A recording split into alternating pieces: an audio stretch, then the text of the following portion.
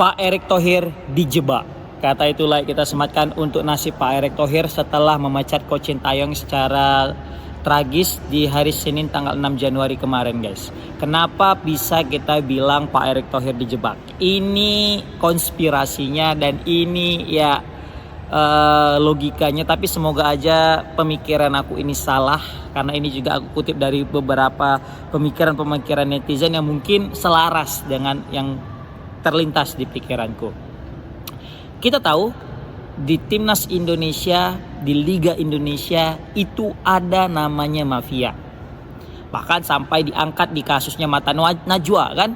Baik itu di level klub, Liga 1, Liga 2, apalagi Liga 3, itu banyak terindikasi dengan mafia. Walaupun kita masih belum bisa membuktikan secara real gimana itu prosesnya, tapi sudah mulai ada tercium aroma-aroma itu. Ya kan? Itu baru di level klub. Di level timnas pernah.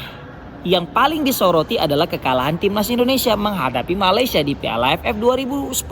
Saat itu partai final ketika menghadapi tetangga kita Malaysia, baik itu kandang maupun tandang. Banyak sekali kecurigaan terjadi, bagaimana kita lemahnya, bagaimana kita tiba-tiba kok bisa lempem, mengeksekusi penalti tidak bisa, terus juga kegagalan blunder-blunder. Nah, itu menjadi pertanyaan dan terungkap di beberapa tahun kemudian. Ya kan? Sehingga Mata Najwa tertarik untuk menyatukan ini semua dan mengumpulkan semuanya dan memberikan klarifikasi dan mencari jawaban apakah ini benar terjadi atau tidak. Kan gitu. Jadi adalah indikasi bahwasanya final kemarin itu kita ada mafia di dalam terlibat karena kita dipaksa untuk sengaja mengalah. Begitu kita lihat juga, padahal kita di pertandingan sebelumnya menghadapi Malaysia kita bantai itu di Gelora Bung Karno, tiba-tiba kita bisa keok gitu kan. Nah, jadi inilah yang mungkin terjadi juga untuk pada Pak Erick Thohir. Kita sering kan kalau misalnya tengok ya di sosmed skemanya apa? Pojokkan Sintayong, buat dia jadi apa? Terus dipecat. Terus ketika dipecat punya pelatih baru, ketika punya pelatih baru nggak perform, ketuanya yang diincar yaitu Pak Erick Thohir, dipecat Pak Erick Thohir, masuklah pemain yang bisa pelatih yang bisa diatur, pelatih yang bisa diajak match fixing, pelatih yang bisa dititipkan pemain, kan gitu. Selama ini dengan hadirnya Coach Sintayong, semua itu tertutup lahan oknum-oknum tadi yang nggak bisa memasukkan pemain dan nggak bisa mengatur skor. Beredar berita bahwasanya satu pertandingan Indonesia ya itu jika bisa diatur skornya dapat ratusan miliar. Bayangkan ratusan miliar dikongsi-kongsi karena bagi-bagi ke nama yang lain tuh berapa miliar tuh dia kan jatahnya. Nah itu dia. Jadi ada kita dapat salah satu exco PSSI memberikan komentar di stasiun TV. Dia mengatakan seperti ini. Bayangkan nih, kami mengambil resiko, kata dia, ya kan?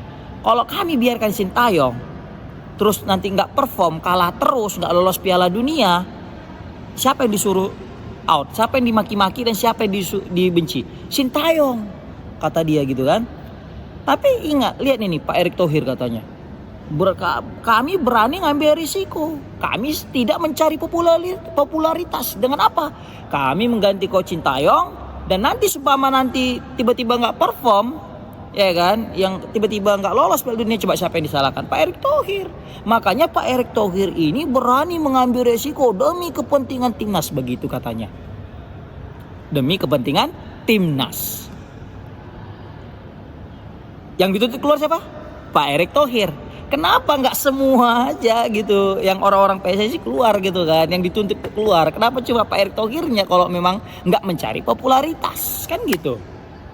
Coba. Dulu awak inilah respect sama beliau ini kan, karena sering memberikan kabar-kabar timnas lebih cepat daripada Pak Erick Thohir, sehingga kita update lah tentang timnas, bagaimana perkembangan pemain ini, bagaimana perkembangan pemain itu. Jadi kita sor lah dengan adanya itu kan. Tapi belakangan ini makin lama kok makin terus memunculkan Sintayong gitu kan, sehingga banyak spekulasi muncul. Apakah benar nih Coach Sintayong mau diganti apa enggak kan gitu.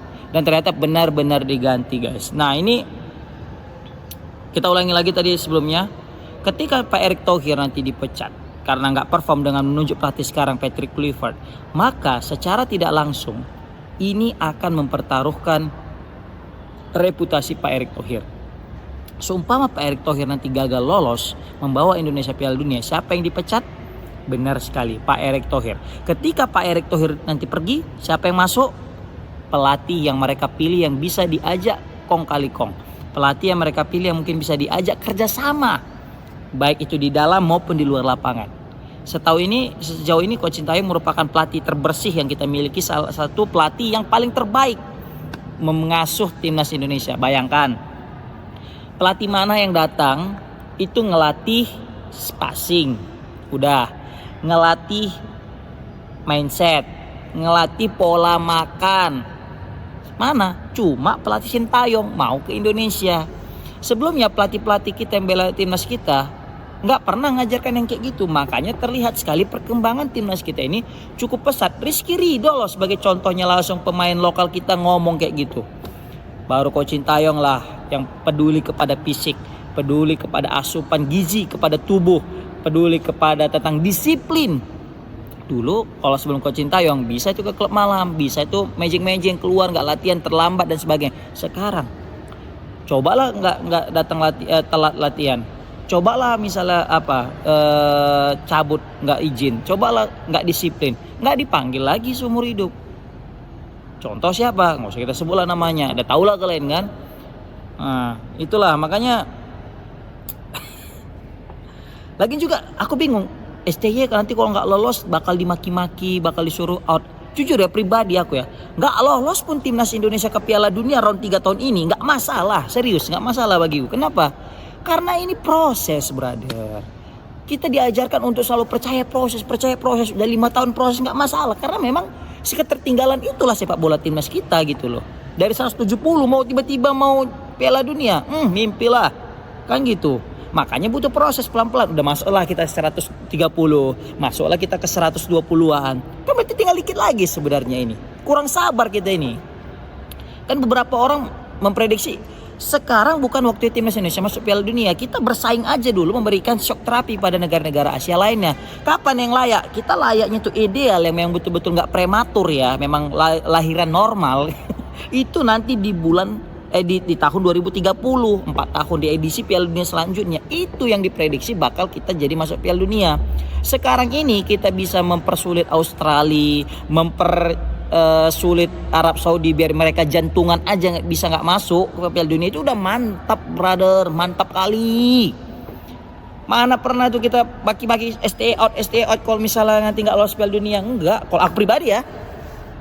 Ya walaupun diisi dengan pemain-pemain utama, pemain-pemain Liga Eropa, pemain-pemain yang grade A, ya tetaplah kita itu kedalaman skuad masih belum penuh, masih banyak pemain lokal ya. Berarti tandanya apa? Tandanya kita masih belum siap untuk Piala Dunia gitu loh. Walaupun nanti lolos Piala Dunia, nggak masalah juga. Berarti tandanya kita udah siap kan gitu. Tapi dibantai nggak masalah juga gitu kan. Aduh. Oke lah, pokoknya iya nggak nyari popularitas tapi nyari ribut aduh aku lucu kali, masa dibilang nanti kan yang disuruh out ya STY kalau misalnya nggak lolos Piala Dunia.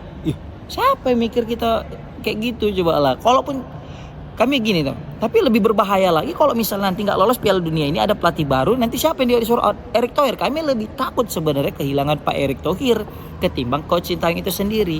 Karena semenjak Pak Erick Thohir, disitulah mulai banyak pemecatan anggota-anggota PSSI yang mungkin dianggap nyeleneh.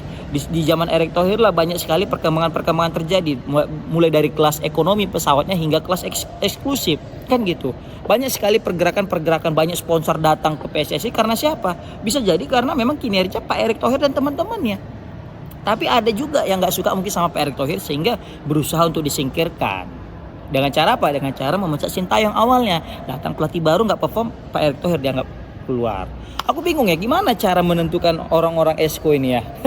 Kalau kalian tahu coba komen di kolom komentar guys. Aku belum searching pula caranya gimana. Oke, komen di kolom komentar gimana pendapat kalian guys tentang Pak Erick Thohir. Menurut aku kayaknya Pak Erick Thohir ini seperti dijebak biar nanti bisa disingkirkan di kemudian hari. Oke, komen di kolom komentar. Assalamualaikum warahmatullahi wabarakatuh.